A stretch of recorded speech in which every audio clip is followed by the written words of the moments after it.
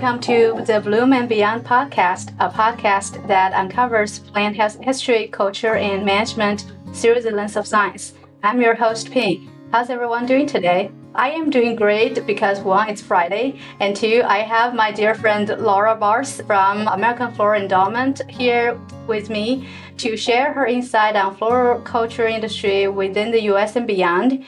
And she's probably going to also give us some introduction to the organization itself and some fun projects that they are doing within the industry. So without further ado, here is my conversation with Laura Barth. I hope you enjoy it. Laura, welcome to the podcast. But first of all, let's start with the self-introduction. Can you tell us a little bit about who you are and what you do? Sure. I'm Laura Barth, and I'm the research coordinator for the American Floral Endowment, where I help facilitate all of AFE's research programs and outreach. Happy to be here with you today, and AFE is pleased to be able to support 5 episodes in the first season of this podcast through one of our educational grants. Thank you, Laura, and thank you, AFE, for supporting the show. The AFE Education Grant is the initiation of the show, and I cannot wait to see how our collaboration with the show can grow and how we can bring more impact to our industry through this show. So, Laura, I know you for a couple years already, and you used to wear a lot of hats, but all of them has something to do with horticulture. So do you grow up with horticulture? What first sparked you into the industry in general? Can you give us a little bit about your horticulture journey in that regard? Sure. So I have always loved plants and nature. I didn't garden a lot as a kid, but I was always going out hiking with my mom or doing other outdoor activities. So I think a lot of people who know me or in the industry might already know this, but my first degree is in music performance. I graduated and I was kind of looking for some jobs in that, but at the same time, I moved to North Carolina. Coming from Wisconsin, going to North Carolina was kind of a big change. There were so many more plants and flowers and everything was just beautiful and blooming. And all I wanted to do was be outside and all I wanted to do was garden. As I was kind of thinking about whether I wanted to go to grad school for music, I realized, I'm trying to write this essay about why I want to do this. And I'm like, you know what? I really just kind of want to be outside. Maybe that's my answer. So I started looking around the types of jobs you get working with plants. And this sounds kind of funny now, but I realized that you could actually go to school for horticulture. I didn't really know that horticulture was a thing. And I was in Chapel Hill, North Carolina at the time. And lo and behold, there was a great horticulture program at North Carolina State University.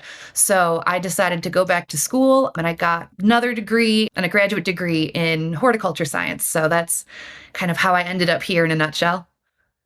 Wow. See, I have heard a lot of story with people from different backgrounds and with the art and music, it definitely, because I know you do a lot of work sideways with the photography and then art related. So, I didn't know that you actually have a degree with music. That's really cool. So this is going to be a little bit interesting, but with your background from music and art, and horticulture, do you find anything related or do you kind of entangle those two backgrounds sometime at your work or some other project, or just a thought in your daily basis?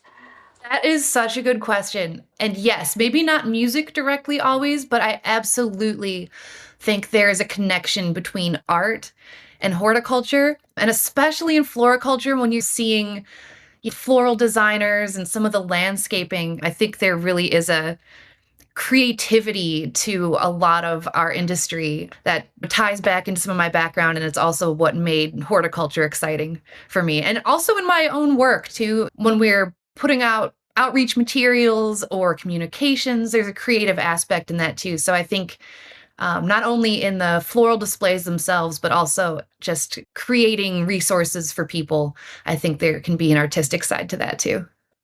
Yeah, I kind of like the link between the art and horticulture, especially in floriculture, because that's art in and out itself. And then for the art part, there's a lot of famous paintings that are ornamental plant based, like the sunflower, the iris, the water lily, and the pear blossom, and all that are basically ornamental plants. I would say it's part of the green industry because when we talk about the green industry, we meant ornamental plants in general, and we have ornamental trees, ornamental shrubs, ornamental grasses, and then we also have the floriculture, which would be another big component to the whole picture. So, can you tell us what is AFE and what are the things that you guys doing within AFE? So, AFE stands for the American Floral Endowment, and we're a 501c3 nonprofit that funds research, internships, scholarships, and educational programs for the industry. One of the exciting things about AFE, especially since I was a scholarship recipient for AFE, is now that I'm on board as a staff member, I just see how wide our reach is and how many people in the industry have been touched by one of our programs. Beyond scholarship recipients and internship recipients and research grant recipients, also people who review our scholarships, people who review our research. So we do a lot to help the industry. And the best thing about AFE is that it is an endowment. So the money isn't going anywhere. We're supported by the industry through industry funds, and everything we put out goes directly back to the industry for free. So it's a really great way for the industry to kind of invest in itself. Yeah, and if you guys, well, I guess you already heard the episode from the pilot one. This whole episode was based on the AFE educational grant, and that's my initiation of actually starting this project. So thank you, AFE. And I was one of the AFE scholarship recipients myself back when I was in grad school. So I agree with you. AFE does has a big impact to the next generation. So, can you tell us a little bit about the floriculture industry? What is the status of the floriculture industry in the US? I think we have a strong industry. The floriculture industry encompasses cut flower production, whether it's field, greenhouse, hoop house. It also encompasses greenhouse production. And within greenhouse production, you could be producing young plants, finished plants, really all stages of growth. And then there's also perennials, bulbs, foliage, and succulents. And I think our industry is strong. One neat thing that we're seeing was a lot of interest in smaller, locally grown cut flowers. We're seeing more people interested in starting producing specialty cut flowers or even adding it as a cut your own flowers aspect to their garden center or to their whatever business they might have. Yeah, I have the same observation here in Georgia because for the past couple years, I have been asked by many growers. They were asking, "Hey, I'd like to start my own little farm and I want to grow cut flowers." And there are more and more of those little tiny farms where they put the U-pick farm for cut flowers. So I think it's really neat. Georgia used to be a big player in floriculture production, but back in the days, I think in 2008, 2009, the economy was not good, and then they kind of wiped out maybe 90% of our floral producers, but they are gradually picking it up again. And another thing that I want to mention that what are the sayings that can be categorized in the floriculture. And I think there was one of the neat places where we all went to for one of the board meetings that we had maybe 2 years ago. I think it's called Floral Mart in Peachy Corner in Georgia, in Atlanta, owned by the Garcia family. They produce all those wedding materials. Those are artificial floral materials, but they are gorgeous. Like they are I think that would also categorize into the industry, right? Yeah, thank you for bringing that up. Yeah, that's an important piece too. And that was actually a learning experience for me at that particular AFE board meeting because, yeah, hard goods is what that's called. The Mm-hmm. Asian flowers, some of which I want to note are extremely high quality. Yeah. By how realistic some of them looked and felt, and then also the ribbons and the wire. And yeah, that was really eye-opening and really a neat experience and is absolutely a very important part of our industry.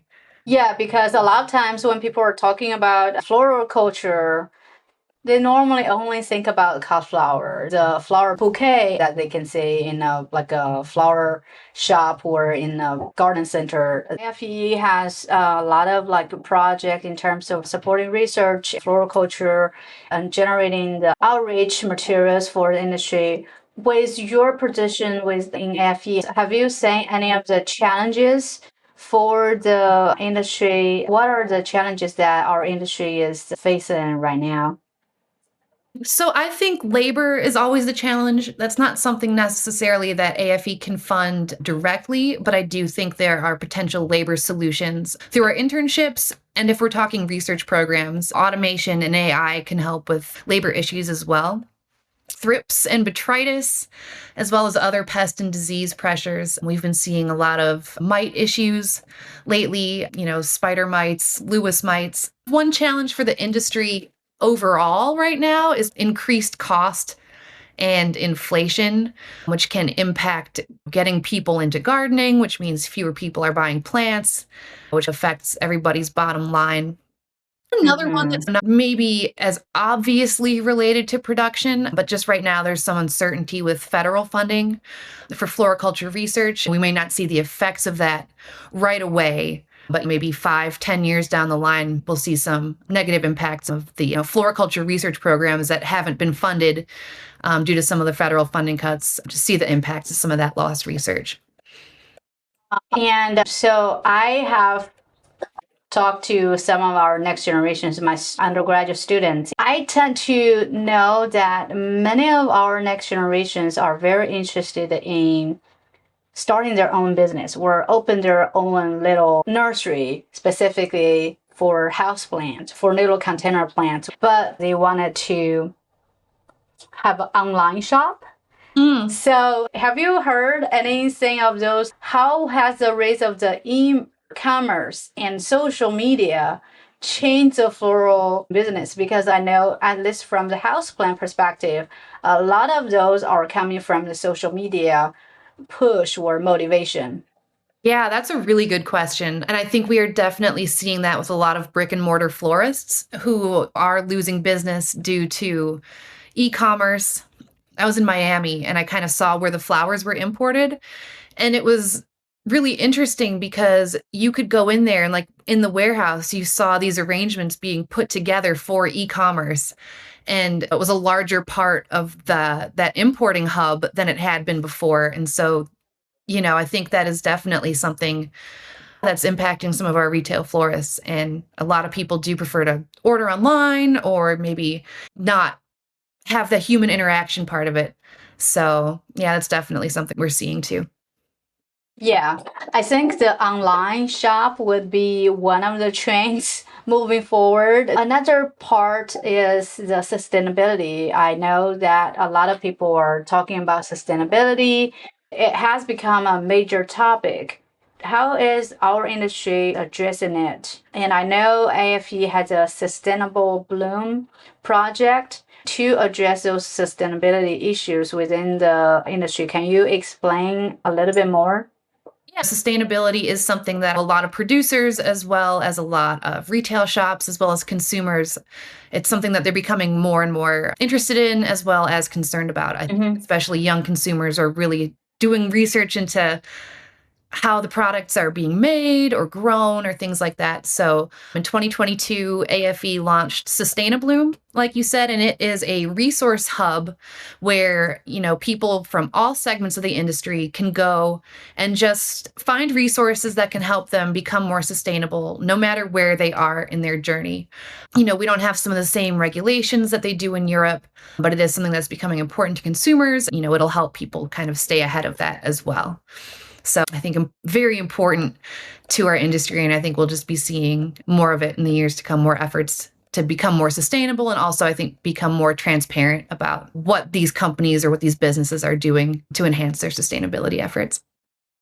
Yeah, I think it's just different terminology sometimes. For sustainability, people are like, oh, what is sustainability? In our industry, we're talking about incorporating more, for instance, biodegradable containers into the production cycle, or just reduce the leachate for chemicals, insecticides, fungicides, and also in implementing more IPM practices to your production so that you don't have to spray and spray. All those little strategies or practices are considered as sustainability to our industry. Our industry is working hard to provide sustainable, also with high quality products to the general public. And I know that people are willing to pay extra just so that they know that they are making a big difference to the society as a whole, to encourage our producers to adapt sustainable practices into their production. So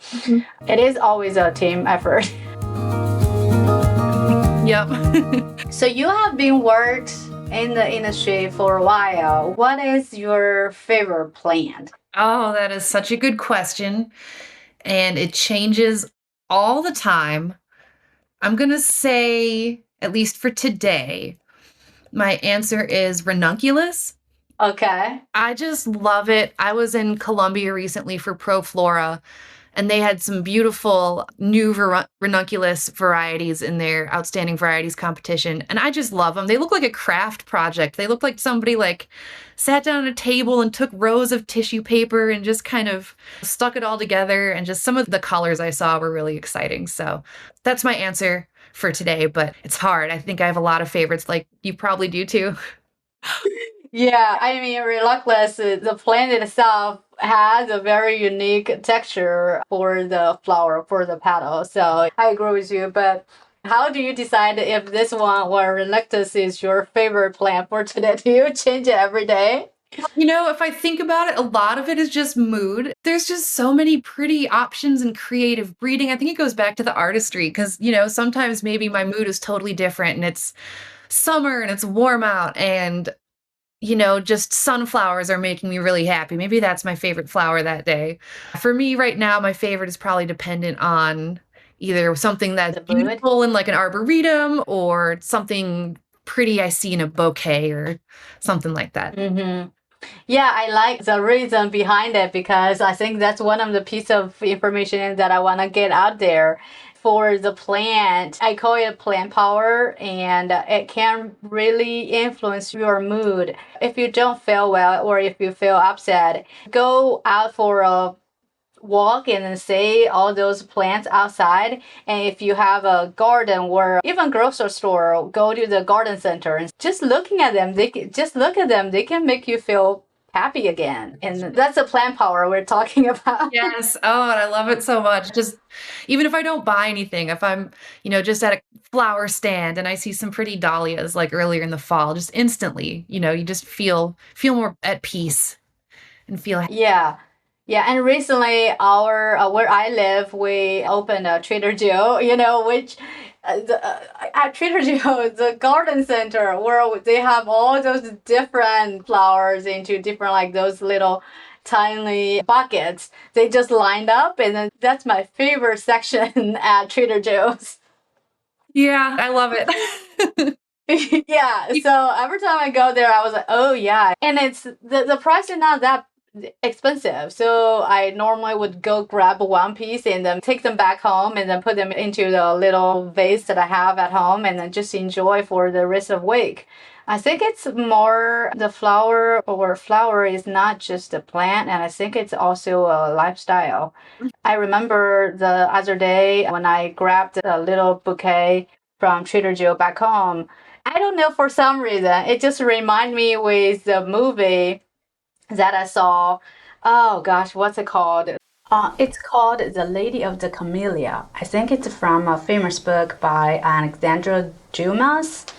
If you ever watched any of those European movies, especially those in the old days, you probably would notice that they have a local fresh market where you can buy all sorts of flower bouquet in those little buckets. A more recent one, I think you may get a feel of the lifestyle that I'm referring to, is a TV show called Emily in Paris. You just go to the fish market or the flower shop and grab one flower bouquet and then wander around the city and then put the flowers into the vase when you get home and enjoy them for a week. I think it's just a lifestyle, I just love them. So there's definitely a lot of changes and challenges that we're facing right now, but how do you see the floral industry evolve in the next 5 to maybe 10 years?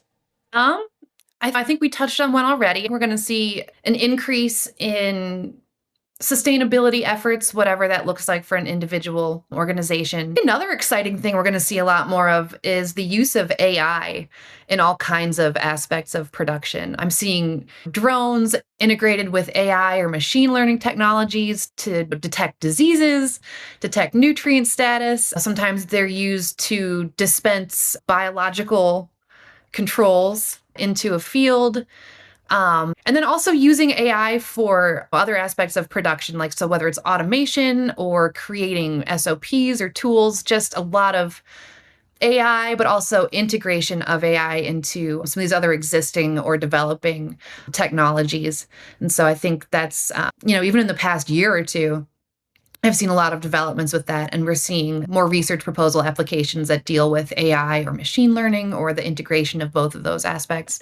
So, yeah, I think that's going to be a big one, that and sustainability. Mm-hmm. Yeah, I don't know what's gonna happen down the road, but from the little small business side, I think when the next generation get into the market and they become the owner of their own operation, I think we're probably gonna see a little bit more of those online stores that'll be in business. Yeah, I agree. E-commerce is going to be big. We actually had a recent Grow Pro, and Melinda Knuth was one of the speakers, and she was talking about how younger consumers, will be purchasing things online more and how companies can prepare for that. And so, yeah, I agree. And I think the types of crops in that type of situation might be different too. It might not be somebody going to the garden center to get some bedding annuals to put in their yard. It might be things more like niche or more like cute little succulents in pots or house. Mm-hmm. So it'll be interesting to see what that looks like. Yeah, well, if a young grower come and ask you to give one piece of advice to help them set themselves up for long-term success, what would you say? That is a really good question. And I think there's, a bunch of different directions that could go. I would say if they're a young grower and they're producing crops, I would say that there's a lot of good educational resources out there, whether it's, of course, I'm going to say AFE because we have a fantastic free resources, but also going to conferences, talking with other growers, going on tours, seeing what they're doing, reaching out to your local extension office, to see what resources they might have for various issues you're facing, making those connections with those people so they can reach out to you or one of our researchers at AFE if they need help with something. I think, yeah, there's just a lot out there and you don't have to spend a ton of money to reinvent the wheel. And also, I would say too, our industry, it's surprisingly friendly and surprisingly open with how much knowledge we're willing to share. I feel like we don't see that in other industries. Like a grower could go and ask their competitor, I feel like in some cases, production questions, and they would be willing to help. So don't be afraid to reach out to other people to make connections and get resources. Yeah, I totally agree with you. With our industry in general, people are willing to share a lot of things. Even if you go ask your potential competitors about, hey, I have an issue here, where did you get your soil from? Who is your vendor? They're willing to tell you. I think that's the vibe that you don't get from other industries for sure. I was kind of surprised. The very first tour I ever went on, I was like, wow, they just gave a lot of information away. That's surprising, but really cool. I think that's the reason as a whole our industries thrive. I agree. Yeah. I mean, because if we're all Yeah. succeeding, it's better for everybody. So with that in mind, if people want to find more information, where do you suggest them go out and find more information and resources? So you can start, if you're looking to get resources from AFE, we have research reports from our funded researchers. We have the Grow Pro webinar series, which has a lot of information. You were a speaker on one of our Grow Pros. So you can basically go to endowment.org.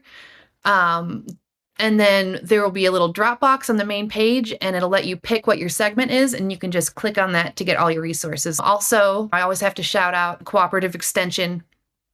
So many great resources through Cooperative Extension, and those extension agents can put you in contact with people. AFE is always happy to support extension faculty through our various resources as well. So those are probably, for floriculture, I would probably start there, and then you can branch out. If you're listening to this and you have any questions, I'm always available through email or phone, and I'm sure you are too, Ping. So yeah, we're here to help. Yeah. Yeah.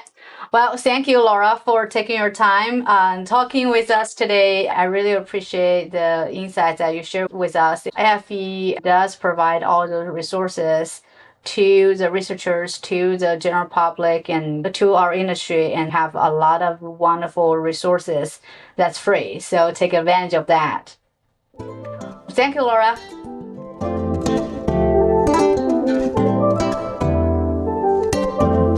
Conversation like this only happen when you support the show. For more information and find ways to support us, please go to bnbpod.com, bnbpod.com. If you like what you are hearing, spread the word and share this podcast with the people you love.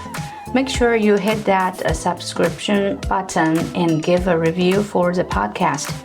And as always, go check out the show notes to learn more about this topic and other topics we featured on the show at bnbpod.com. Thank you for listening. Till the next time, stay healthy and go plants.